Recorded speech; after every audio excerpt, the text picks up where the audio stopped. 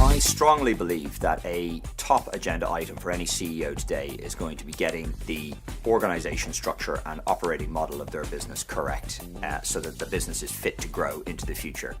The last couple of years, we've seen a lot of organizational pruning done to save costs and indeed to save businesses. What we see now is the need to redesign the organization so those costs stay down sustainably and the business is fixed and in a good shape to grow into the future. I do believe if we don't address those organizational design issues, costs will boomerang back into the business and we'll find ourselves back in the situations that we started in. Tax is one of those things that presents huge opportunities for businesses today as they think about their multinational and multi-jurisdictional structure. I believe it's an area that a lot of businesses don't optimize. Historically, when we look at supply chains, those have all been thought about in terms of pure operating efficiency, which is all very well, but it ignores the tax implications of the structure of the supply chain. If you get the structure of your supply chain right from a tax perspective, you can reduce your effective tax rate from 30% to 20%. That's a huge value opportunity.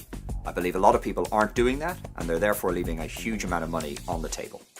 I believe a number of businesses, consumer goods businesses and fast-moving consumer goods businesses in particular, are playing catch-up in mature markets. Catch-up in terms of understanding the impact of operating in new economic environments where pricing has changed, customer behaviors have changed, volumes have changed.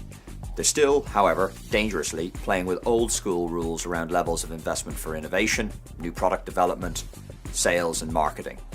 The challenge with this is you don't understand in that environment what your return on investment is. And in some instances, I do believe that the return on investment is dropping to a level where, frankly, your money would be better off in the bank.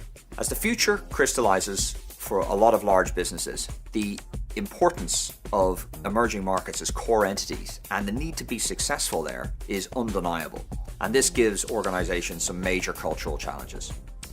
The old school way of thinking was to take people from the East, school them in Western management techniques and send them back.